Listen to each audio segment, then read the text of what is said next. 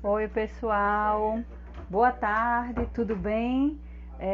Mais uma terça-feira, né, que a gente está aqui para começar a conversar. Hoje com um tema muito controverso, que eu acho que é interessante a gente fazer isso,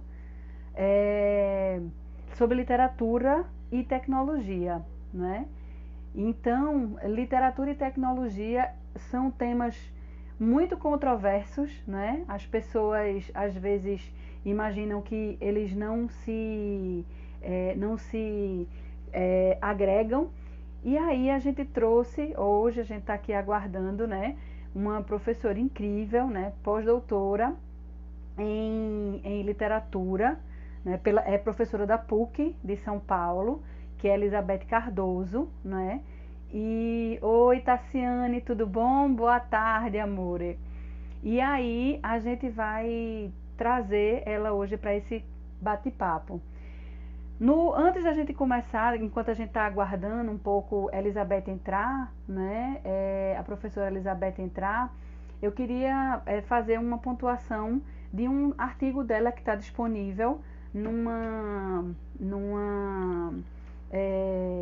plataforma lá da PUC, que ele diz assim: na escola, a função do mediador, do mediador leitura, é muito ligado ao professor, à atuação do professor, né?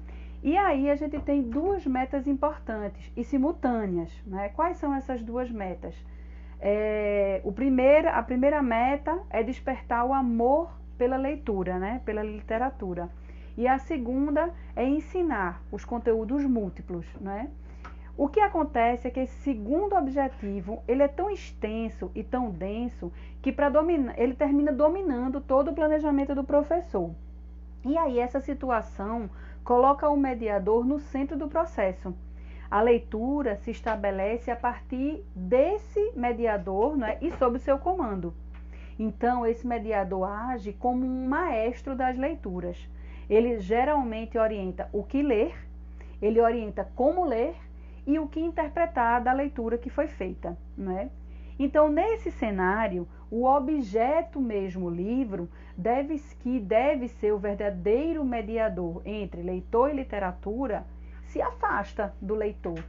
E aí o leitor fica impossibilitado de vivenciar a leitura em todas as suas facetas, mas especialmente no que diz respeito à faceta material, corpórea e sensorial, né? Então, nesse sentido, o aspecto fundamental da leitura literária, que é ressaltado pela literatura digital, né, é a importância da materialidade do texto, né? A importância do engajamento do corpo do leitor nesse processo de leitura, conforme é apontado por Mangel, né, quando ele diz assim, que os olhos são utilizados na hora da leitura, colhendo as palavras, né, de cada página, que os ouvidos ecoam, né, os sons, né, que estão sendo lidos, que o nariz ele é inalado, ele vai inalando, né, o cheiro, né, familiar do papel, da cola, da tinta, do papelão ou do couro, né? O tato, ele vai acariciando a página, áspera ou suave, né? E a encadernação macia ou dura, né, às vezes até mesmo o paladar, quando os dedos do leitor, né, quando os dedos do leitor são umedecidos pela língua, né? Então, hoje a gente vai fazer uma discussão exatamente sobre a diferença entre essa sensorialidade que a gente traz quando a gente pega um livro físico, né, e quando a gente está lidando com a literatura digital. Como é que isso funciona? E aí a gente tem vários aspectos que são direcionados a partir dessas diferenças. Existe aquilo que a gente chama de literatura digital, realmente, e o que a gente chama de literatura digitalizada. São dois conceitos, né, que a gente vai tratar um pouco mais à frente. Olha, a professora chegou, Elizabeth. Só um minutinho. Aí a gente vai poder começar a conversar um pouco sobre esses conceitos que estão tão fortes, né? Olá, Oi, professora, tudo bem, Fabiana! querida? Estava falando um trechinho sobre o seu artigo incrível, né? Que traz sobre a literatura.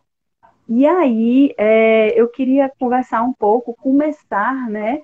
é, Pela ideia do que é literatura digital e o que é literatura digitalizada, né? Que trata muito bem ali o artigo, de uma maneira muito simples. Qual artigo que você está falando? Do último artigo que você escreveu junto com o Frederico, não é isso? Aline, né? Com a Aline Frederico, Isso, é sobre isso, mediação da literatura infantil digital em casa e na escola, né? É esse, não é? isso, Ah, exatamente. E tem uma pontuação ali sobre literatura digital e digitalizada de uma maneira isso. muito simples e que é super importante, né? É importante, sim, até para a gente entender um pouco o valor da estética, da literariedade, do valor artístico que o livro digital pode ter, e é bom que ele tenha, né? Mas antes eu queria te dar boa tarde, agradecer o convite, agradecer a equipe do Grupo Avançar, com toda a paciência aí para a gente realizar essa conversa, A agradecer gente, quem está ouvindo. a gente é que fica super feliz com sua disponibilidade e sua disponibilidade, a gente agradece de verdade, porque são contribuições tão importantes, né, nesses momentos. É, tomara que seja, tomara que acho que a gente vai ter uma conversa Certamente. boa boa do ponto de vista acadêmico, artístico e também de amizade, né? De empatia, de colaboração que a gente está precisando tanto, né, Fabiana? Verdade, verdade. A diferença entre literatura digital e literatura digitalizada, né? A literatura digitalizada, ela é aquela literatura em PDF, né? Digamos assim, que você escaneia e disponibiliza aquele documento. Então, se você pega e-readers em geral, por exemplo, Kindle, que você vai ter uma espécie de PDF, né? Que você vai ali lendo página a página. Ou seja, interatividade zero, né? Agora, a literatura digital, quando a gente fala literatura digital, a gente já está falando em livros que foram feitos para serem lidos no ambiente digital. Então, ali você já tem toda uma equipe de imagem, de som, né, de tecnologia, de texto, né, das várias camadas que estão envolvidas num livro digital, que a gente também, algumas pessoas chamam de aplicativo digital, né, para dar essa ideia de que há ali interação, né, há movimento, há som, né, imagens em vídeo, imagens de ilustração, ilustração em movimento, e o texto, né? Aí o texto escrito, o texto visual, o texto oral, que também é muito importante, e esse texto tátil, né? Que é onde a maior parte da interação se dá no tátil, mas também pode se dar, tem aplicativos literários que você sopra, né, o celular ou o tablet para um livro acontecer, para a história acontecer, né? Então, por exemplo, o aplicativo do Chapeuzinho Vermelho do It Book, você, quando chega na hora que o lobo faz o toque-toque para na casa da. Desculpa, Chapeuzinho Vermelho, não. Os três porquinhos, estou confundindo as histórias. Que ele vai soprar a casa dos porquinhos para cair, o leitor tem que soprar o aparelho que ele está usando, né? Senão a coisa não acontece. Então, esse tipo de leitura, que vai exigir o corpo do leitor, né, também, é importante para a literatura digital. Para digitalizada, não, né? Ela é mais chapada, né? Não tem todo a gama de possibilidades que a digital tem.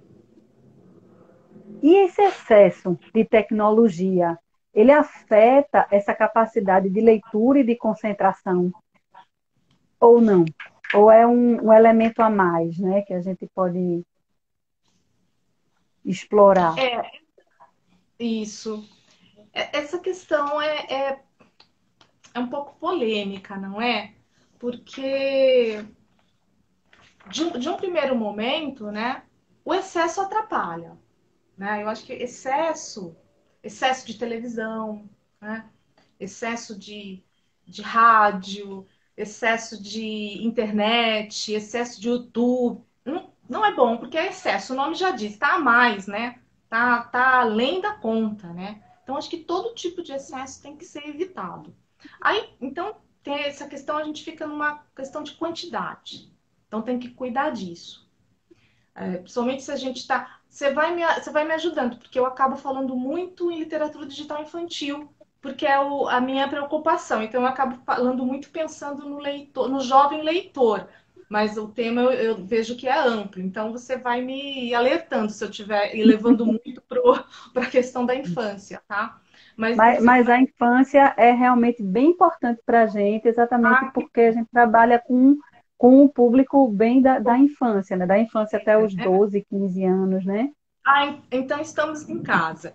Então, É, especialmente para a infância, o adulto, né, esse mediador, ele tem que cuidar disso, né, dessa quantidade, né, mas ele tem que cuidar da qualidade, mais ainda que da quantidade, né, o que é que essa criança está acessando nisso que a gente está chamando de tecnologia, né? Então, quando você me pergunta excesso de tecnologia, de que tecnologia a gente está falando, né? É ficar no YouTube? O que ela está vendo lá? Né? O que isso está agregando? Né? É para ela ficar nos games? Quais games? Qual é a narrativa que esse game está trazendo? Né? Então, o mediador, seja ele o professor ou alguém em casa, né?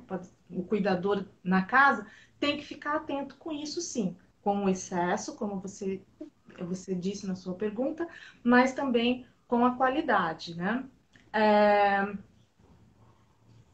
Depois a autonomia vem com o tempo, né? Eu noto que as próprias crianças vão criando seus critérios, os jovens vão criando seus critérios, né? Porque eu nunca recomendo também uma coisa de não pode. Não, não faça isso aqui está proibido para você. Não, tem que conversar. Por que não pode? Por que esse livro digital é mais interessante que esse aqui? Por que esse aplicativo é mais interessante que aquele outro? Por que esse canal do YouTube não é adequado? Tem que conversar, tem que explicar, tem que argumentar, né? O não pode não é muito proveitoso, né, para o jovem leitor, né, a criança ou adolescente. E quando ele vai criando seus critérios estéticos, morais, sociais, de gênero, a criança vai inconscientemente ela vai criando esses critérios, né? E aí a coisa, os adultos ao redor vão podendo dar os seus passinhos para trás, para que o leitor tenha independência e tenha autonomia na sua leitura, o que é muito importante, né? Agora, respondendo a sua pergunta também de um outro jeito, né?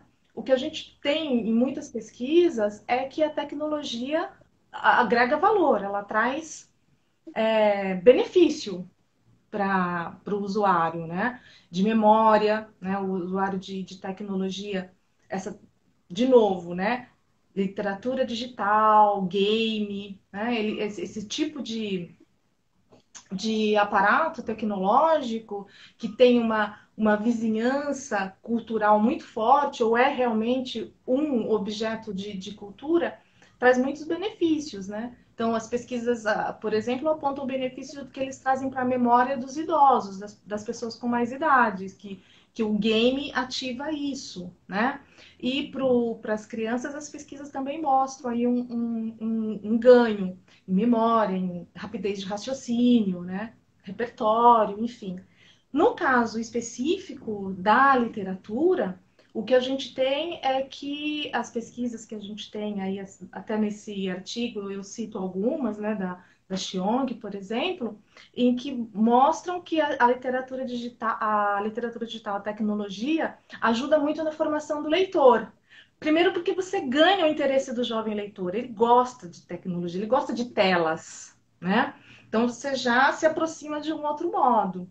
E segundo, porque ela é muito atraente, né? Até pela sua potência visual, sonora, tátil, etc, etc.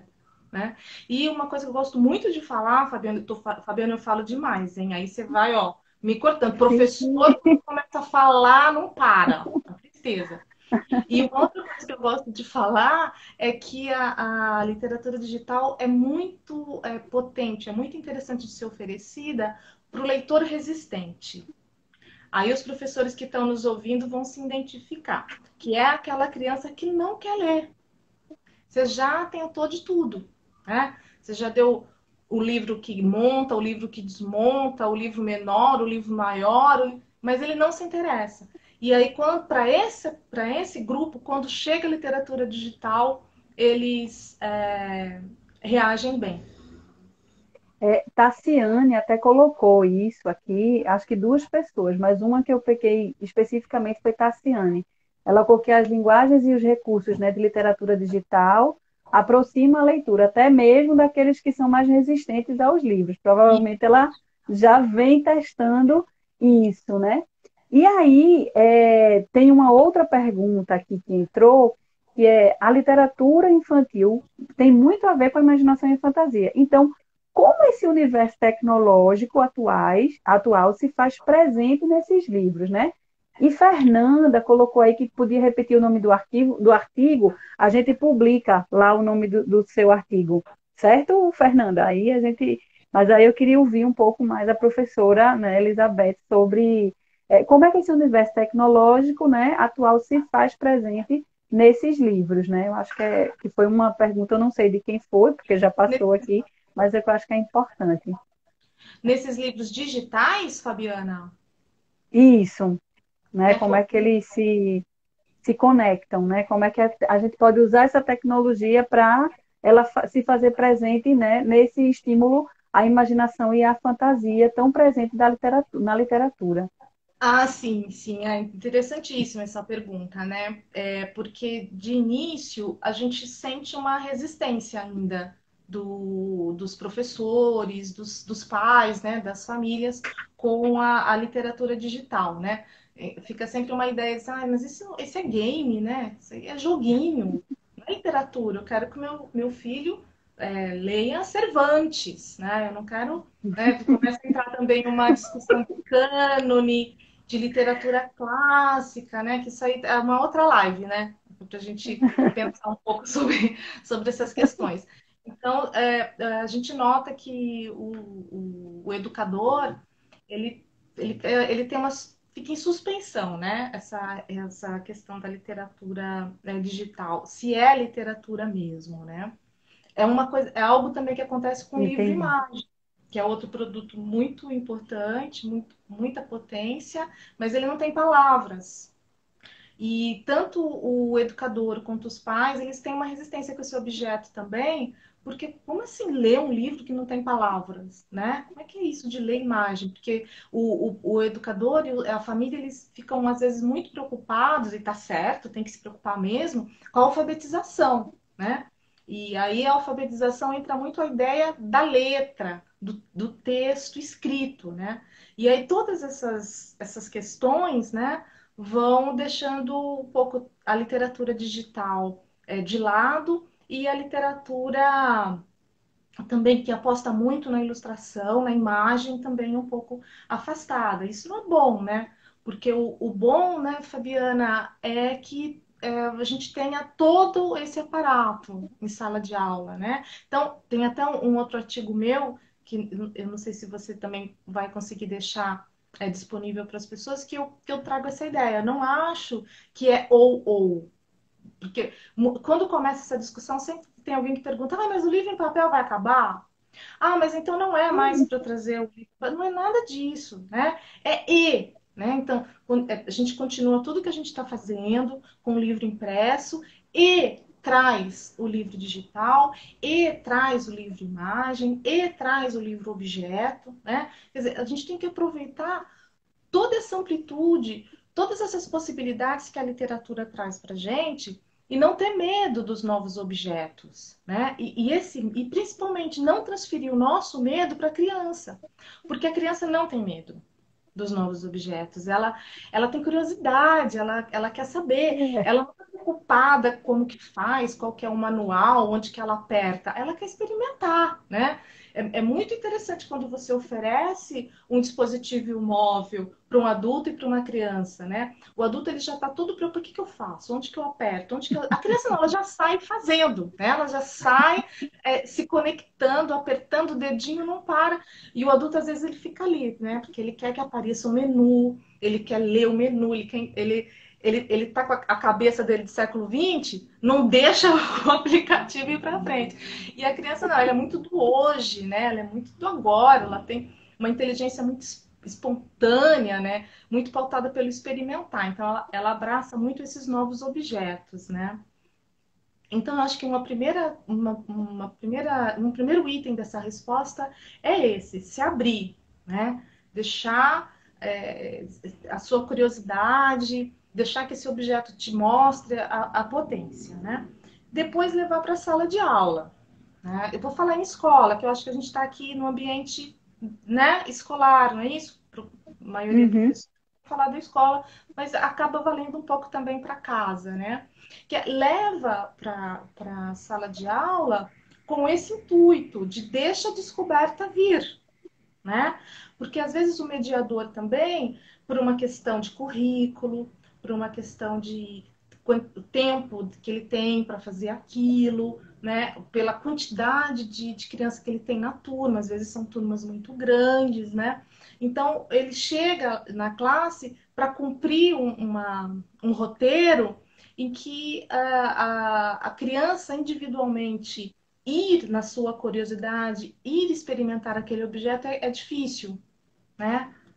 Ele não tem esse tempo, essa possibilidade. Com a literatura digital, isso significa muita perda, né? Porque às vezes há várias escolhas nessa narrativa, né? Então, se você aperta uma opção, é uma história. Se você aperta outra, é outra história. Se você aperta outra, é outra história. Então, é muito individual, é muito cada leitor, né? Então, por exemplo, uma mediação clássica que a gente faz, né? A gente faz a roda, o mediador pega o livro, abre o livro e vai lendo página a página. Com o digital é bem complicado. Até porque a tela, né? Se eu ponho a tela aqui, quem está na minha frente enxerga, mas quem está do meu lado, porque a luz bate de um jeito, a Uhum. tela fica cega, né? Então também tem que se pensar um pouco nisso do corpo a corpo com o dispositivo digital. É muito interessante, porque se você pega na literatura infantil contemporânea, mesmo a impressa, isso também é muito importante. O contato com o livro, com o papel, com a gramatura, com o tamanho, isso também vai contar na leitura, né? Então, acho que isso é um pouco muito da literatura contemporânea como um todo, né? Aí acho que está todo mundo pensando assim, ah, não, agora entrou um problema, que é acesso, né? Onde que a É. gente vai arrumar tablet para todo mundo, aplicativo para todo mundo, internet de boa qualidade para todo mundo? E de fato esse é um problema, né? Quando a gente fala de literatura digital, de literatura e tecnologia, especialmente para o nosso país e para os países pobres em geral, é acesso. A gente tem que garantir que as crianças, eu vou agora pensar especificamente nas crianças de escola pública, porque é a maioria, né, do nosso público estudantil, né, não tem acesso, né, se tem um dispositivo móvel, aí, porque as pessoas também me dizem, ah, mas imagina, quem não tem um celular hoje no Brasil? Todo mundo tem Tem. celular. Ok, mas tem celulares e celulares, né?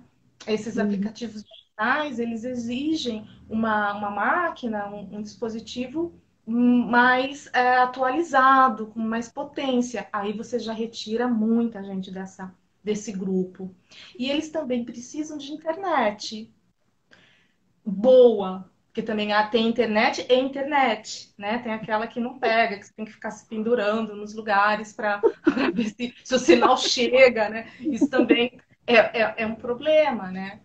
E tem o preço dos aplicativos e do livro digital em geral, né? Que no início a gente imaginou que fosse ser muito mais barato, que o livro de papel, já que não tem impressão, não tem papel, não tem distribuição, não tem estoque, mas não tem sido assim, né? A gente que consome livro digital e mesmo literatura digitalizada se assusta com a diferença no valor, né? Que essa é uma questão aí das editoras, que eu entendo também, eles têm lá, especialmente o livro digital, esse aplicativo interativo, ele é muito caro de ser feito, né? Porque exige toda uma equipe multidisciplinar, de editor de som, editor de imagem, né? Designers de várias especialidades, né?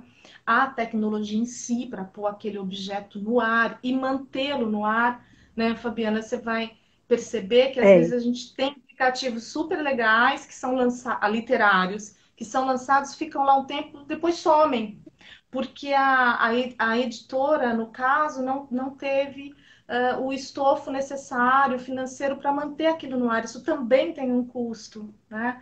Então, são desafios assim, para a gente resolver na questão do acesso.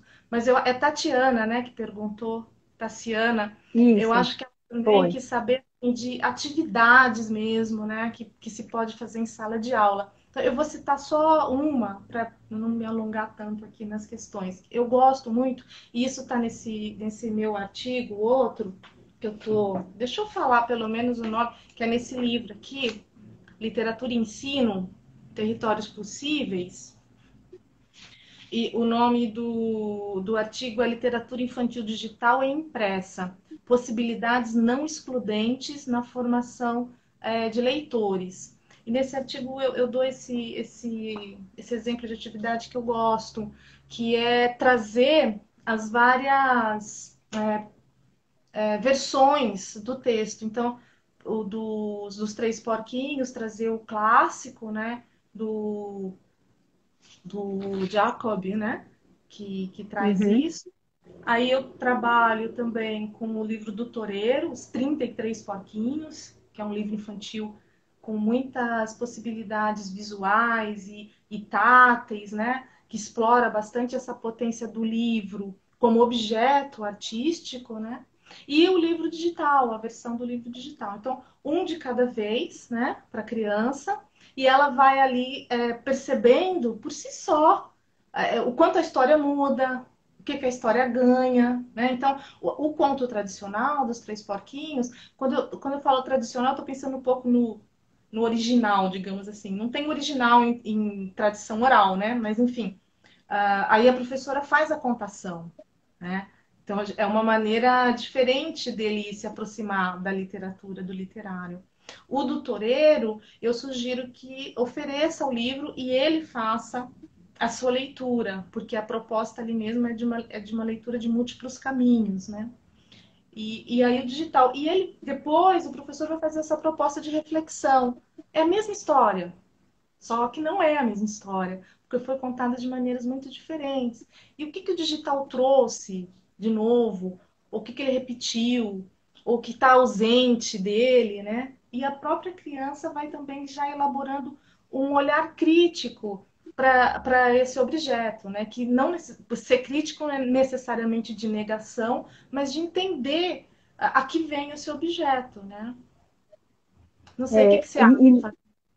eu acho que em todas essas contribuições que estão sendo pontuadas e colocadas pela literatura digital, a gente passa a ter um outro conceito de leitura, né?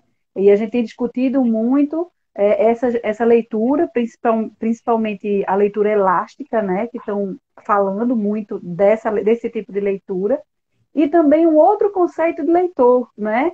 Santa Ela sempre coloca que a gente tinha o leitor contemplativo, o movente, imersivo, né? E agora ela traz um que é o ubíquo, né? Mais especificamente voltado para essa cultura digital. Então, eu acho que seria a gente ver como é que a gente pode usar essa tecnologia, né, com todos esses novos conceitos que estão surgindo, emergindo dessa prática, para a formação desses leitores. Aí eu queria escutar um pouquinho. esse caminho que a Santa Ela propõe é interessante para a gente, né? Para a gente pensar. Eu acho que aí tem algumas respostas para as nossas questões, né? Porque o leitor contemplativo, né? É o leitor clássico, né? Lá do século XIX, do século XVIII, é um leitor concentrado, né? Ele reflete, ele para de ler e pensa, depois ele retoma. Tem muito uma ideia de isolamento, de silêncio, né, de espaço próprio para leitura, enfim. É o leitor que a gente pode chamar de clássico. Esse é um leitor que está muito na cabeça da gente, e especialmente do educador, dos pais, como o leitor. Ainda é. Isso, quando a gente pensa em formar leitor, a gente ainda pensa nessa figura, sentado numa poltrona verde, muito cômoda, com uma iluminação certa, tudo em silêncio para ele focar naquele livro. Isso eu acho que traz muitas frustrações, porque esse leitor não existe mais. Né?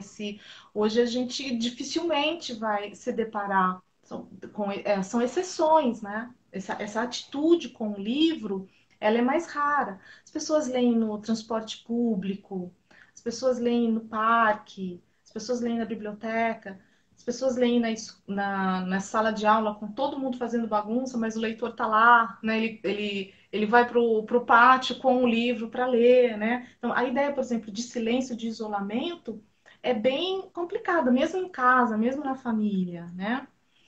Então, isso eu acho que é algo para a gente reservar e pensar quando ela chega lá no leitor ubíquo, né? Aí ela fala do leitor movente, que é o pós-revolução industrial. Aí já está mais perto da gente, que é esse leitor que ela diz, né?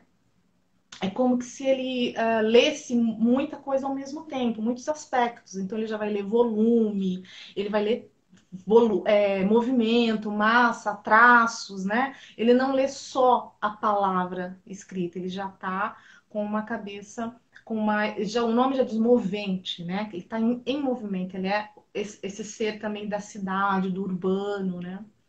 E depois ela fala do imersivo, que aí já está bem mais perto da gente, que é o leitor de telas, né? É o leitor que lê na tela. E depois ela chega no oblíquo, né? Que essa palavra oblíquo também tem a ver com movimento, que é o leitor do dispositivo móvel, né? Não é só uma tela, mas é uma tela que ele carrega para onde ele quiser, né? Esse ganho que a gente tem, por exemplo, isso que tem aqui atrás de mim, que tem atrás de você, né? Que são os livros. Os livros. A gente fala de literatura e tecnologia cheio de livro impresso. Por quê? Porque o livro não é incoerente. É que o livro digital, ou o livro digitalizado, enfim, eles não aparecem, eles não criam volume, né? Eles estão aqui, dentro aqui do meu tablet, né? Que eu estou falando com você pelo tablet. Eles estão lá no e-reader, né? Quando a gente muda de casa, é que a gente vê o que isso significa realmente, né? Quando você vê aquela montanha de livros para você levar para um lado para o outro, e o tablet, o reader, você põe na bolsa e leva, né? 200, 300, 400 livros com você, né? Então, esse leitor oblíquo, né? E ele tem essa mobilidade, não é só de tela, mas ele também usa o Wi-Fi e as mídias convergentes. Ele lê várias mídias ao mesmo tempo. Ler a tela significa ler o vídeo, ler o som, ler a imagem, ler o texto escrito, né? Ler a sua própria interação, o seu posicionamento corporal com esse dispositivo, né? Então, esse é o leitor oblíquo, né? Então, isso que a Santa Ela vai fazendo, né? Esse percurso nos modos do leitor, eu acho que é bem interessante do professor pensar qual é o leitor que eu estou formando? Qual é o leitor que as minhas propostas estão buscando?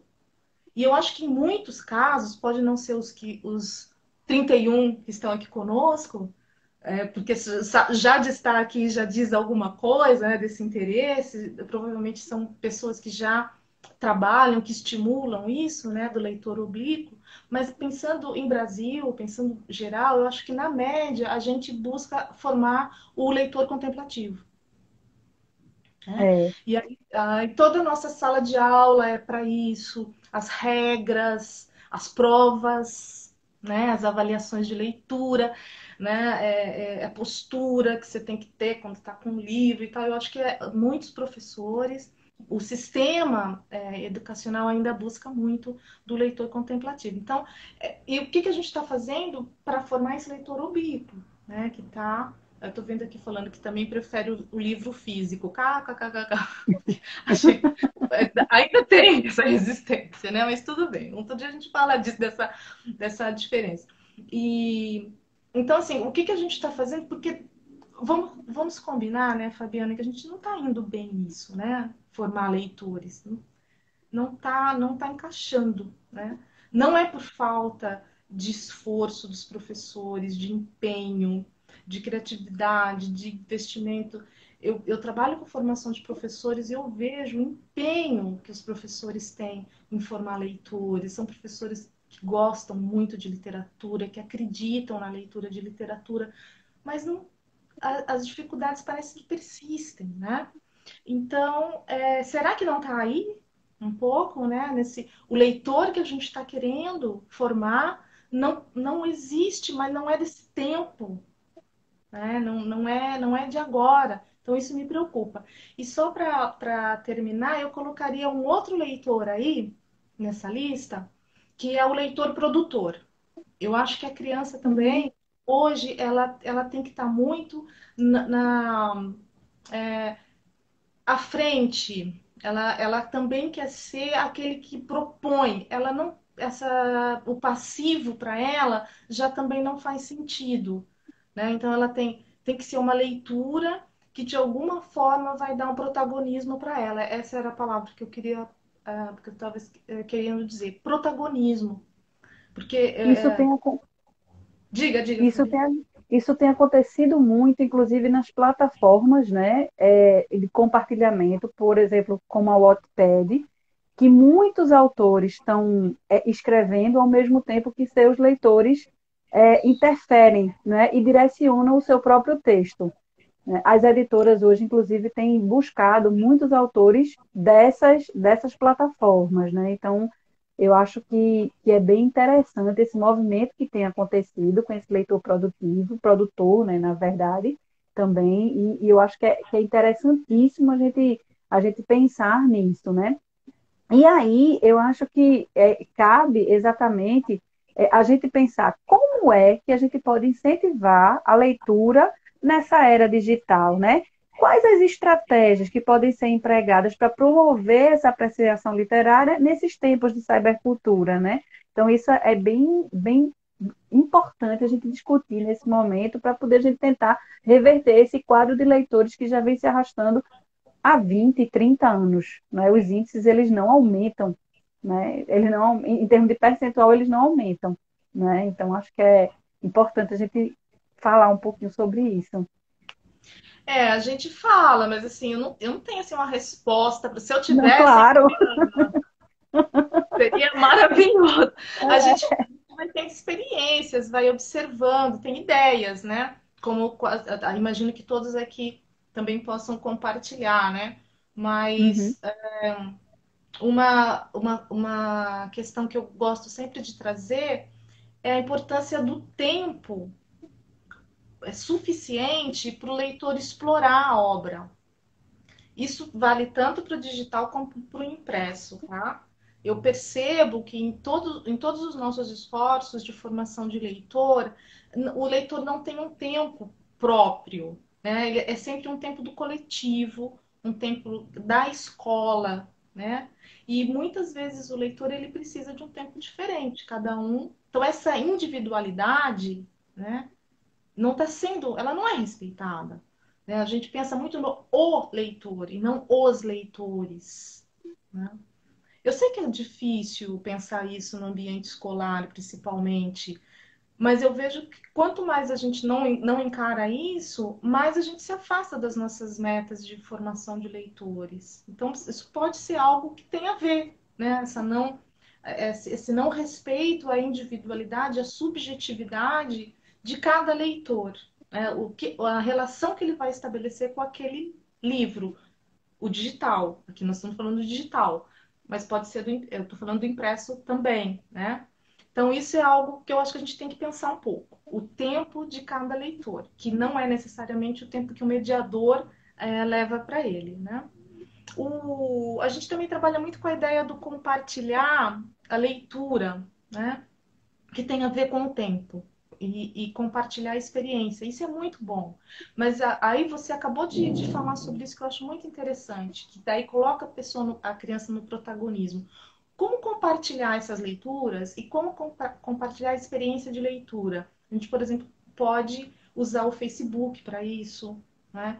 Pode usar o YouTube para isso. O professor pode criar lá um canal daquela sala ou uma página no Face daquela sala. Muitos professores estão fazendo isso, né? A gente tem lido sobre essas experiências, tem visto nos congressos quando os professores levam as experiências exitosas. Então, eles usando a rede social, usando a tecnologia para compartilhar a leitura, né? Então, ali o leitor, ele deixa um pouco de ser leitor e se transforma num crítico literário, né? Então, ele vai comentar a leitura dele, ele vai indicar o livro, ele vai justificar. Isso incentiva a leitura de quem está fazendo e do colega que às vezes não leu, né? Ele não leu o livro, ele não está interessado no Graciliano Ramos, mas aí ele lê um comentário do colega, o colega dele, o colega que joga bola com ele, que mora na rua dele, que leu e ele viu algo que faz sentido, que o aluno resistente, eu vou falar do Graciliano Ramos de um aspecto que ele não vai continuar não achando interessante. Mas se uma criança da idade dele, do espaço social dele, fala, aí sim pode ser que toque, né? Então eu acho que isso também é algo que a gente poderia tentar mais, seja sendo feito em algumas escolas, mas a gente poderia tentar mais, né? Isso que Entendi. a gente, né? Isso que a gente faz normalmente sobre levantar questões sobre a história, sobre o personagem, o tema. Na literatura digital, o professor tem que trazer essas questões para o visual, para o sonoro, para o interativo, para os aspectos tecnológicos. Eu vejo muitas vezes que quando o livro digital vai para a sala de aula, o professor quer usá-lo como se ele fosse impresso. É até uma maneira de escamotear. Faz de conta que a gente não está lendo literatura digital. Vamos fazer de conta que continua no impresso, que é para não pegar tão mal, né? Então, e aí isso perde justamente o que é para ser o ganho, o que é para ser o diferencial, o que é para conquistar o leitor resistente desaparece, né? Então, não precisa ser valorizado essa potência mesmo que a tecnologia traz, né?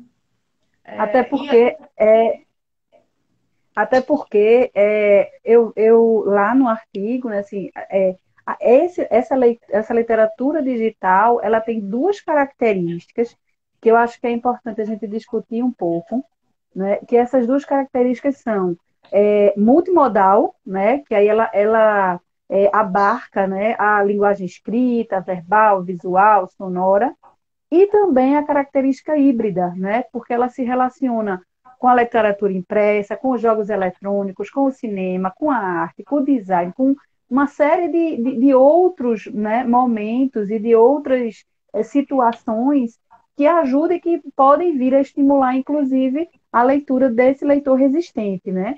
Aí eu queria ouvir um pouquinho sobre essas experiências, né, da literatura digital como multimodal e como híbrida, né? aí é que está uma riqueza maravilhosa e que entra no leitor elástico que você estava dizendo, né? Que ele vai se flexibilizando, ele entra de uma tela, vai para outra. Isso causa muito angústia no adulto. O adulto que foi formado para ser o leitor contemplativo, quando ele se depara com esse leitor ubíquo, ele quase entra em pânico, porque ele acha que tem que ficar numa tela só, né? E o leitor oblíquo, não, ele vai seguindo as indicações, o que é instintivo ali da leitura, e ele vai para outra tela, aí ele sai dali e vai para uma outra, e vai para uma outra. aí ele para e só ouve. O leitor contemplativo vai ficando assim, porra, não é assim que lê, você tem que ficar concentrado. Existe uma ideia de que ele não está concentrado. A gente volta na sua primeira pergunta, né, Fabiana? Isso. De concentração. Porque a concentração na cabeça do século XX está muito ligada em você ficar parado numa tela, o seu olhar ficar dedicado a uma tela.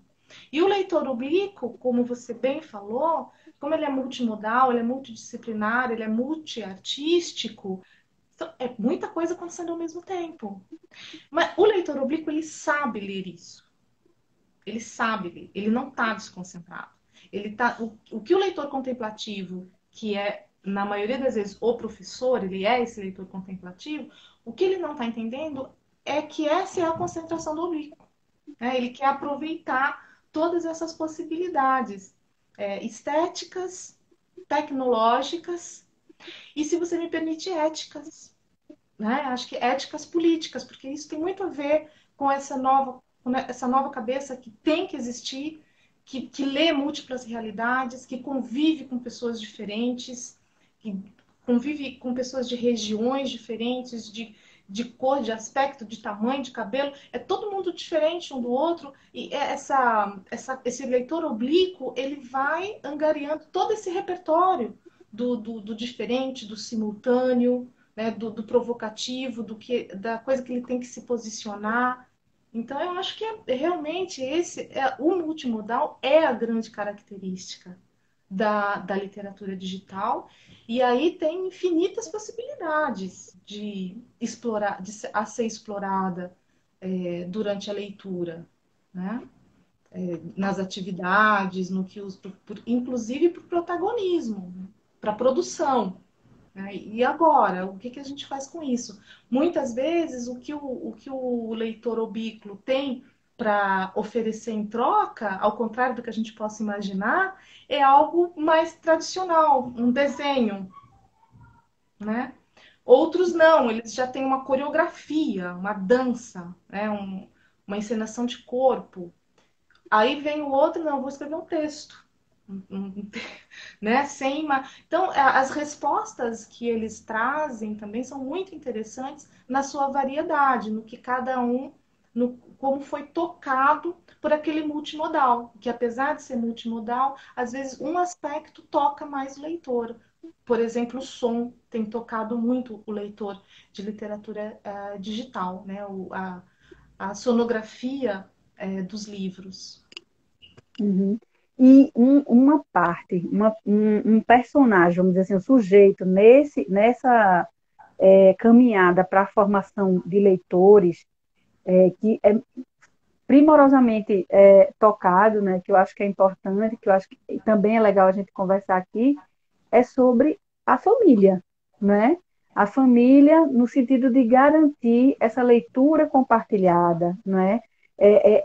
Essa dele garantir ter ciência dos inúmeros benefícios que o leitor, né, infantil, junto com ele, pode ter, né, quando a gente tem essa leitura compartilhada, né, mesmo que seja uma literatura digital, né? Então, assim, é, como é que a família ela pode trabalhar com essa leitura, né, com essa literatura digital, para desenvolver o hábito da leitura dessa criança, né? E até que ponto ela vai, né? Então, eu queria ouvir um pouquinho, principalmente em termos de idade, né?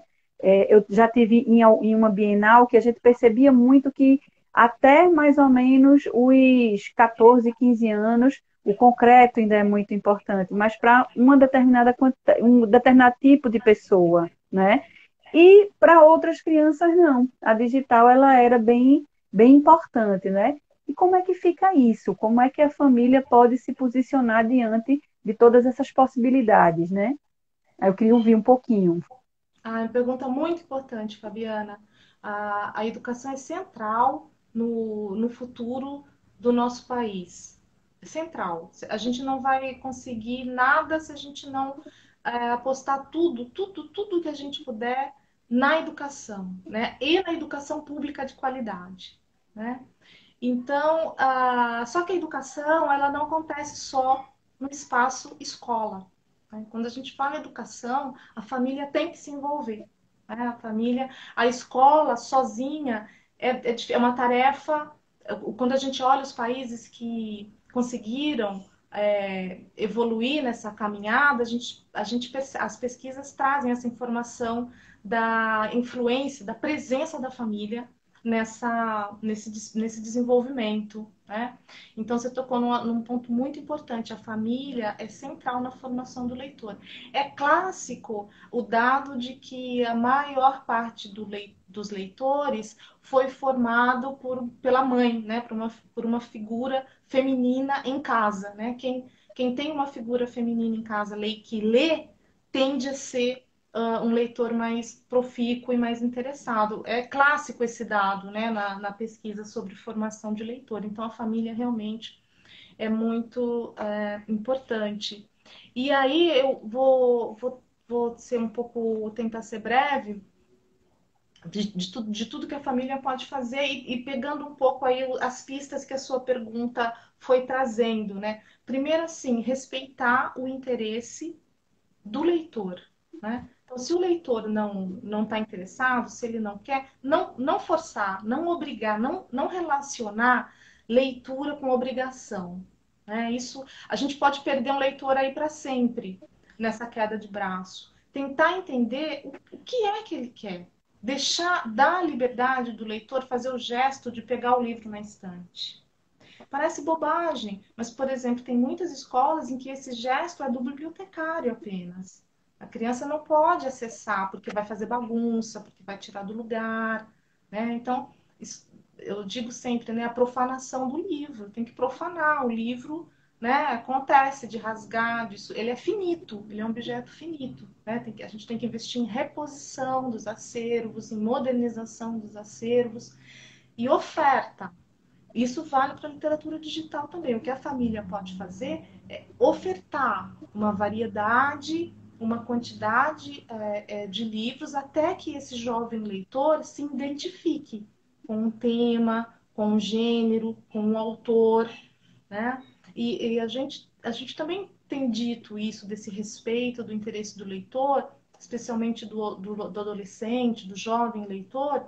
Ele pode se interessar não necessariamente pelos clássicos que a escola quer que ele leia naquele momento, né?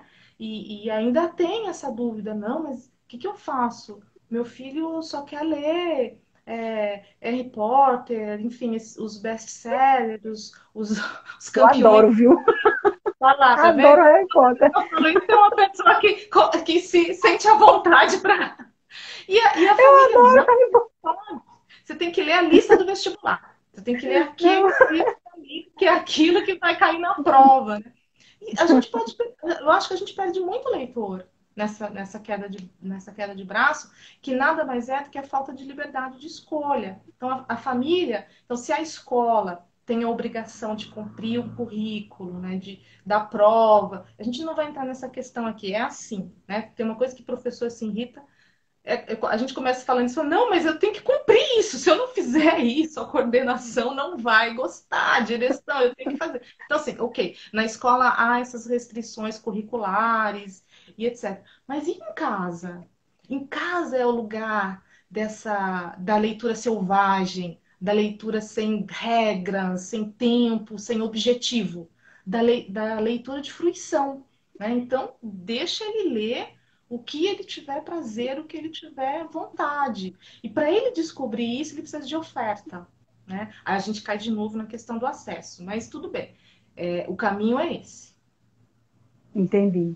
Eu só queria reiterar aqui um trecho, né, da fala que você fez, assim, linda, e que é de um trecho que você escreveu do artigo, né, que diz assim: para acessar todas as dimensões da literatura, o leitor precisa de tempo e de silêncio. Não de silêncio como a ausência de ruídos, mas silêncio sobre o livro e a leitura, de modo que possa verdadeiramente experienciar a obra individualmente e não ser guiado por interpretações predefinidas.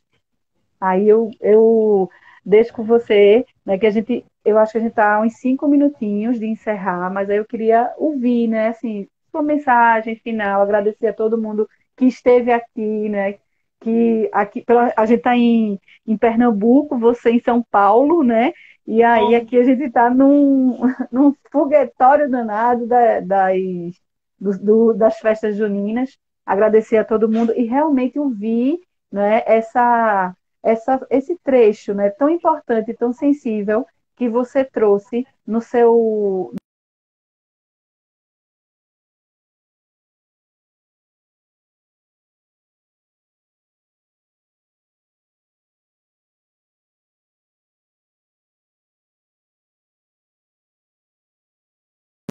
Ouvindo bem, você me ouve, ouvindo, Fabiana? ouço Ah, sim. tá bom. Não, eu também queria aproveitar, porque o Instagram ele tem um tempo, né? Pode ser que daqui a pouco a É, gente suma. Então, antes que e isso aconteça, quero agradecer o convite, as suas perguntas tão inteligentes, a sua simpatia. Agradecer também quem está acompanhando a gente. E realmente isso é algo que essa pandemia trouxe de bom, se é que a gente pode falar assim, né? Que foi nos aproximar, né? Acho que, imagina, ter que se locomover para Pernambuco ou Pernambuco para São Paulo, uma coisa difícil, né? E agora a gente facilmente aí se encontrou e essa parceria pode se repetir muitas vezes. Que bom, obrigada, o Grupo Avançar. Agora, sobre o trecho que você leu, realmente você foi assim no cerne do que eu falo. É muito caro para mim essa questão do respeito à individualidade, à subjetividade do leitor, do tempo do leitor, dele poder experimentar o objeto, o livro digital, impresso, dele poder chegar na sua história, porque a característica da literatura é essa multiplicidade, não é? Não é um texto objetivo, não tem um lugar específico para chegar. Quem vai chegar onde vai chegar é o leitor, e ele tem que fazer isso sozinho, ele tem que fazer isso não sozinho como, né, você citou, fisicamente sozinho ou de ausência de ruído, mas com a sua verdade, né? Com o seu próprio caminho. Essa que é a leitura que encanta e que vai cativar esse leitor, né? Ele vai tender a querer ler. E também eu acho que tem que se respeitar quem não quer ler.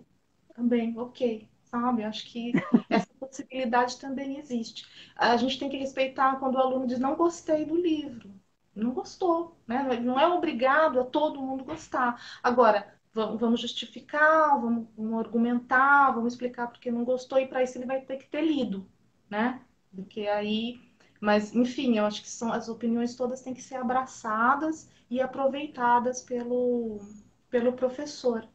Fabiana, a gente tem um minutinho, será? Você tem, consegue? tem, isso. Por minha vez, eu queria ler um trecho do texto da Amara Balestrini, que a Santaella até cita no artigo dela também, essa autora, e eu vou abrir aspas para uma coisa que ela fala que eu acho muito bonita também. Ela diz assim: o desafio de se mover com engenhosidade entre a palavra e a imagem, entre o livro e os dispositivos digitais, entre a emoção e a reflexão, entre o racional e o intuitivo. Talvez o caminho seja o da integração crítica, do equilíbrio na busca de propostas inovadoras, divertidas, motivadoras e eficazes. Fecha aspas. E aí eu queria ficar no divertido. Acho que o lúdico, que o potencial de ludicidade que a literatura digital traz é o que vai encantar e conquistar esses jovens leitores que a gente tanto quer nas nossas leituras e nas nossas reflexões. Professora, foi incrível, assim, eu só tenho a lhe agradecer, de verdade, agradecer mesmo todas as suas contribuições, viu? E muito obrigada, porque, assim, são discussões muito amplas, muito sérias e muito pertinentes, né, para que a gente realmente possa fazer um país, do Brasil, um país de leitores, né? E a gente está vendo isso. Leitores críticos. Você tem toda a E razão à disposição. Eu e minhas colegas da PUC São Paulo estamos sempre aí à disposição para colaborar no que for preciso. Deixo um abraço bem grande para vocês todos aí em Pernambuco. Obrigada, professora.